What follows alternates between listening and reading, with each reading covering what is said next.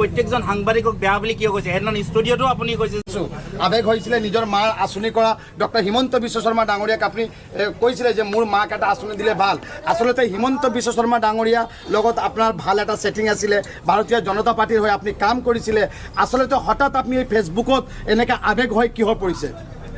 মানুহতে এনে আৱেগ হৈ কাম নকৰে বা আৱেগতে মানে এনে ঠাট্টা মাচি কাম কথাবিলাক পোষ্ট নকৰে। কাৰণ যিটো মানুহে জানিব বিচাৰিছে যে চুবুৰীৰ পৰিচয়টো আচল পৰিচয়, আচল ৰহস্যটো কি মানুহে জানিব খুজিছে। গতিকে সেইটো আমি মোৰ সময় নাপাওঁ। আমি লাইভত আমি সেইদিনা লাইভত আহি আমি গোটেইখিনি মানুহে আমাক কৈ থাকে যে তুমি কিয় চাহ দোকান খুলিলে, কি উদ্দেশ্য ছিল, এই তেনেকুৱা ধৰণৰ কথাটোবিলাক কৈ থাকে। গতিকে আমি সেইকাৰণে কথাটো আমাৰ বিষয়ে জানিবৰ কাৰণে আমি বহুত এটা সেইদিনা আমি সকলো কথাটো আমি দাঙি তুলিছিলোঁ যে আমাৰ বিষয় লয়। কাৰণ মই BCDC চেয়াৰমেন আছিলোঁ, তাৰপিছত মই BTC ষ্টাৰ কেম্পেইনাৰো আছিলোঁ। গতিকে মই দুটা টাৰ্ম থাকোঁতে মই ইচ্ছা কৰিলে মোৰ পৰিয়ালৰ কাৰণে কিবা এটা চিন্তা কৰিব পাৰিলেহেঁতেন। মই ইচ্ছা কৰিলে মই নিজে ঘৰ বাৰী বনাব পাৰিলেহেঁতেন। আজি তদন্ত কৰক, একো নাই, মোৰ ঘৰ বাৰী একো নাই। মই মানুহৰ পইচাও আজিলৈকে মই একাপ চাও খোৱা নাই। তেনেকুৱা ধৰণৰ মই চেয়াৰমেন আছিলোঁ, মই ষ্টাৰ কেম্পেইন আছিলোঁ। নিষ্ঠাহকে আমি ভাৰতীয় জনতা পাৰ্টিৰ হৈ আমি কাম কৰি গৈছিলোঁ। মই কাৰো তাত হাত পতা নাই। কিন্তু আমি ব্যৱসায়ৰ কাৰণেও আমি কেতিয়াবা কৈছিলোঁ। এবাৰ হ'লেও আমি কেইজনৰ আমাৰ নেতা জ্যেষ্ঠসকলক বিচাৰিছোঁ যে 2 লাখ টকা যিটো পইচা দিয়া হয় মানে কিবা ব্যৱসায় কৰাৰ কাৰণে, মই সেইটো কাৰণেও বিচাৰিছিলোঁ, মোক দিয়া নাই। পিছত সেইটো মই কথা, কিন্তু মই যেতিয়া চেয়াৰমেন আছিলোঁ এতিয়া বহিষ্কাৰ কৰাৰ পিছত মই ভাঙি পৰাতে মোৰ একো নাই। যিহেতু মোৰ ৱাইফে গুচি গৈছে, মোৰ মাৰ লগত মই আজিলৈকে সম্পৰ্ক নাই। কিন্তু মাক খৰচ দিওঁ, আমি পইচা হয়তো যেনেকৈ হওক আমি উপাৰ্জন কৰি আমি পতাই আমি মাক খৰচটো দিব লাগে। কাৰণ মা এজন মানে ধৰক 50 পাৰ হৈছে বয়স। গতিকে মা 5 কিলো চাউল পায়। আৰু মোৰ ৰেচন কাৰ্ডত মোৰ নামটো আছিলে, যিহেতু মই চেয়াৰমেন থকাৰ আমাক ৰেচন কাৰ্ডৰ পৰা বহিষ্কাৰ কৰিছে এবং মই কোনো ধৰণৰ ফেচিলিটি নাপাওঁ। মানে সকলো ফেচিলিটিৰ পৰা মই বঞ্চিত হৈ আছোঁ। ঠিক আছে, মই যিহেতু ৰাজনীতিৰ লগত জড়িত, মোক বহিষ্কাৰ কৰিছে, কিন্তু মোৰ ফেমিলিৰ কাৰণে মই চিন্তা কৰিলে মই কৰিব পাৰিলেহেঁতেন, কিন্তু মই কৰা নাই। কাৰণ মই চেয়াৰমেন আছিলোঁ। কাৰণ মই কিয় কৰিম মোৰ সেইকাৰণে গভৰ্ণমেণ্টে যদি আমাক কৰিলেহেঁতেন, যদি আমি এতিয়াও নাই আমাক কৰিলেহেঁতেন, আমি অকল মানুহ হ'লেও শান্তি পালোঁ হয় যে নহয় আমি এটা হ'লেও আঁচনি গভৰ্ণমেণ্টে আমাৰ ফেমিলিত দিছে, আমি সেইটো আমি পালোহেঁতেন। কিন্তু আমি কোনো ধৰণৰ পোৱা নাই। সেইটো কাৰণে ভাৰতীয় জনতা পাৰ্টিৰ পৰা আকৌ আপুনি মানে কেষ্টা কোম্পানী কৰিব নেকি বা আকৌ হিমন্ত বিশ্ব শৰ্মা ডাঙৰীয়া আপোনাক আকৌ মাতিব? মাতিলে মই যাম, মই কোৱা নাই যে মই নাযাওঁ। মাতিলে মই যাম, আৰু কি আছে, মই কিয় নাযাম? মাতিলে মই যাম, এইটো মই স্পষ্ট। কিন্তু মই সহায় আমাক কৰা নাই। যদি কৰে আমি ভাল পাম। 2 লাখ টকাৰ কাৰণে যিটো গভৰ্ণমেণ্টৰ আঁচনি দিয়া হৈছে ব্যৱসায় কৰাৰ কাৰণে দিয়া নাই, মই কেতিয়াও বিচৰা নাই। কিন্তু মই লাষ্ট এটা সৰু এটা স্কিম বিচাৰিছিলোঁ যে মোকতো একো দিব নোৱাৰিব, চবটোতো বঞ্চিত কৰিলে। কিন্তু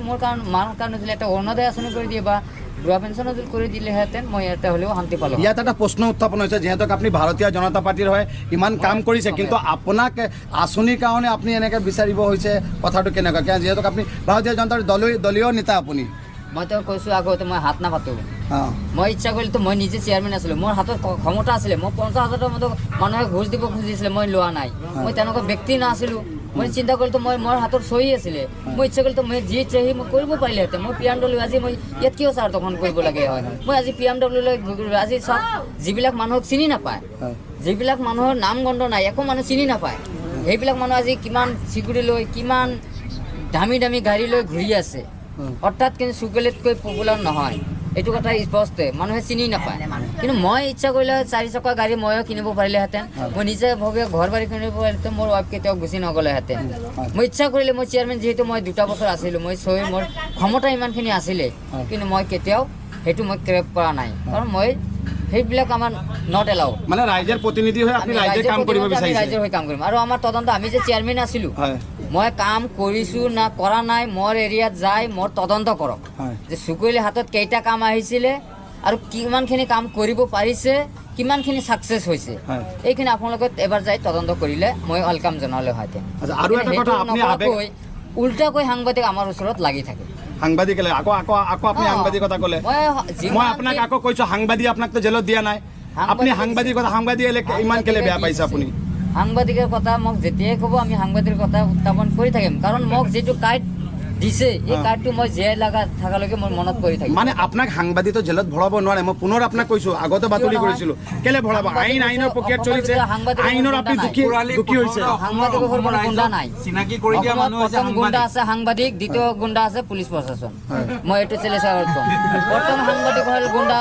গুণ্ডা যদি আছে সাংবাদিক আছে সাংবাদিকৰ কাৰণে আজি মানুহ জেলত যাব লাগে আজি চেণ্ডিগড়ৰ মানুহ কি মামা ধৰিব পাৰিছে জানো আজি পুলিচে যে দৌৰি থাকে আজি ইনফৰমেশ্যন মানে পায় আগে সাংবাদিকৰ গাড়ী আগেবিলাক থাকে চেণ্ডিগড়ৰ লগত যে আগত থাকে টেক্স দিব লাগে এইটো দিব লাগে সেইটো লাগে আজি ক'ত দুৰ্নীতি আছে ক'ত কি আছে সাংবাদিক ওলায় কেনেকৈ তাৰপিছত মামাবিলাক যে আইনগত ব্যৱস্থা লয় আগত কিয় নলয় মানে একাংকক কৈছে না আগতে আছিলে মই চবকে ক'ম মই এজনক মই কি দোষাৰোপ কৰিম মই যিটো প্ৰেক্টিকেল সেইটো মই কৈছোঁ তাৰ ভিতৰত মই পৰি গ'লো এইটো আপোনাৰ যদি সাংবাদিক হয় আপুনি কৰিব ইয়াত কি ডাঙৰ কথা আছে মইতো আপোনাক ব্যক্তিগত কোৱা নাই ন মই সাংবাদিক হিচাপে কৈছোঁ প্ৰথম অসমত যদি গুণ্ডা আছে সাংবাদিক আছে দ্বিতীয় লিষ্টত যদি আছে পুলিচ প্ৰশাসন আছে আৰু এটা কথা আপুনি কৈছিলে আমি অসমীয়াত কমেণ্ট নিদিওঁ এইটো আৱেগত কৈছিলে খঙত কৈছিলে এতিয়া কওক যোৱাবাৰত আপুনি বেংগলী কৈছিলে এতিয়া অসমীয়া কিয় কৈছে মানে কেতিয়াবা অসমীয়া কেতিয়াবা বেংগলী এই কথাটো আমি তো ওদিকেও বলছি যে না আমার মাতৃভাষা আমি বলবো আমার অসমীয়া হল আমার মাতৃভাষা আমি কোৱা নাই নেকি যে আমি মাতৃভাষা আমি আঁতৰাই যাম এইটো কৈছিলো নেকি আপুনি কৈছিলে মই কোনো সাংবাদিক অসমীয়াত কমেণ্ট নিদিওঁ কিন্তু আজি আপুনি দিলে অলৰেডি এই কথাটো আপোনাক মানে মই দুটাই কৈ থাকো মই সদায় দুটাই কৈ থাকো মই অসমীয়াও কওঁ বাংলাও কওঁ মই সবটাই কম কি আছে আৰু চকুৰালী সাংবাদিকক যে ইমান বেয়াকে কয়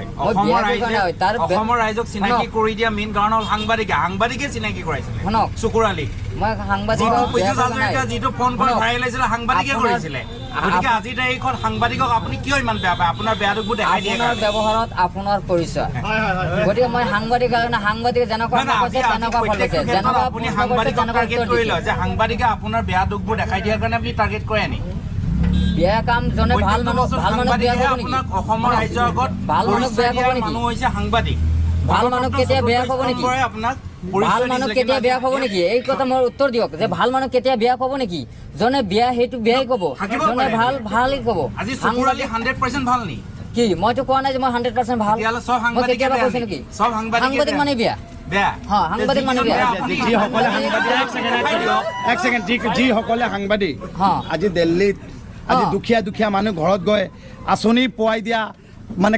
কাণত কথাটো পোৱাই দিয়া সেইটো সাংবাদিক কামটো সাংবাদিক ভাল কাম কৰি আছে দেশৰ শুনক সাংবাদিক দেশৰ চতুৰ্থ স্তম্ভ আপুনি তেনেকৈ বেয়াকৈ কোৱাৰ আপোনাৰ অধিকাৰ নাই সাংবাদিক যদি মনত কৰে আপোনাৰ ওপৰত আইনৰ ব্যৱস্থা ল'ব পাৰে আপুনি জানে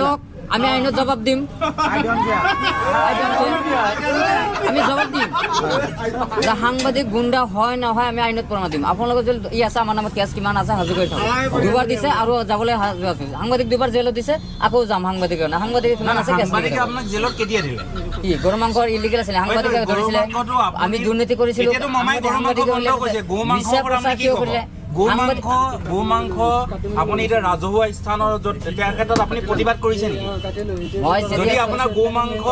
হোটেলতে পোৱাত আপোনাৰ সাংবাদিকে জেললৈ পৰা প্ৰশাসনে পঠাইছিলে পুলিচে ধৰিছিলে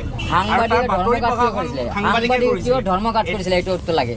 সাংবাদিকে কিয় ধৰ্মঘাট আছে চুকুৰালীক এৰি দিয়া নাযাব আপোনালোকে মোৰ তাত যাব আপুনি টাৰ্গেট কৰক যিজন সাংবাদিকে মই সেইকাৰণে কৈছো মই তাৰ ব্যক্তিগত মই সাংবাদিকক কিয় ক'লে চব সাংবাদিক বেয়া কেতিয়াও হ'ব নোৱাৰে কেতিয়াও বেয়া হ'ব নাই আপুনি প্ৰত্যেকজন সাংবাদিকক বেয়া বুলি কিয় কৈছে সেইদিনা ষ্টুডিঅ'টো আপুনি কৈছে যে সাংবাদিকে গুণ্ডা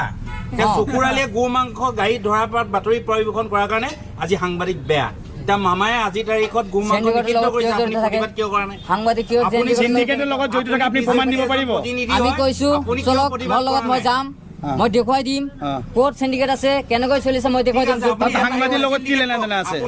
সাংবাদিকে সব ধৰি থাকে আপুনি এটা সিন্ডিকেটৰ কথা কওক যিটো যোনটো সাংবাদিক এই সিন্ডিকেটৰ লগত জড়িত আপুনি বাৰে বাৰে সিন্ডিকেটৰ কথা কৈ থাকে এজন মিনিষ্টাৰৰ নাম কওক কোনজন মিনিষ্টাৰ সিন্ডিকেটৰ লগত জড়িত আছে কওক মিনিষ্টাৰ বিলাকতো থাকিবই কাৰণ এইটো গভৰ্ণমেণ্টৰ কোন মিনিষ্টাৰ কিয় কম কিয় নকয় তাৰ ভাগ আপুনি পাই আছে সেইকাৰণে চকুৰালী নিৰৱ চকুৰালী হেতেকে মনে মনে আছে আপুনি নাম নকয় লগত সাংবাদিকে মিলাই আছে এতিয়া আমি জানিব পাৰিছো মই এজন সাংবাদিক আমি জানিব পাৰিছো চকুৰালীয়ে চাহৰ দোকানখন যে খুলিছে চকুৰালীয়ে ফ'কাছ হ'ব ইলেকশ্যনত খেলিবৰ কাৰণে এইটো পাব্লিচিটি কৰিছে সত্য নে সত্য আপুনি কওক যে চকুৰালীয়ে দোকানখন গুৱাহাটীত চিৰস্থায়ী হ'বনে নহয় যে এইটো ৰাজনীতি কৰিছে নি চকুৰালীয়ে আপুনি স্পষ্টকৈ কওক মই স্পষ্ট কৈছোঁ এতিয়া কম পিছতো কম কাৰণ মোৰ একো নাই মই যে চিৰস্থায়ী এটা ব্যৱসায় কৰি খাব এইটো কোনো গেৰাণ্টি দিব নোৱাৰিব এইটো গেৰাণ্টি দিব নোৱাৰে কিন্তু মোৰ যদি আৰ্থিক অৱস্থা ভাল যেতিয়া হ'ব মই বেলেগ কিবা এটা ব্যৱসায় কৰিম কিন্তু মই গোটেই জীৱন যে চাহ দোকান কৰি খাব লাগিব সেইটোতো মানে নহয় কিয় কৰিম এইটো মোৰ যে গোটেই জীৱন এইটোৱে কৰিব লাগিব সেইটো মোৰ কোনো মানে নহয়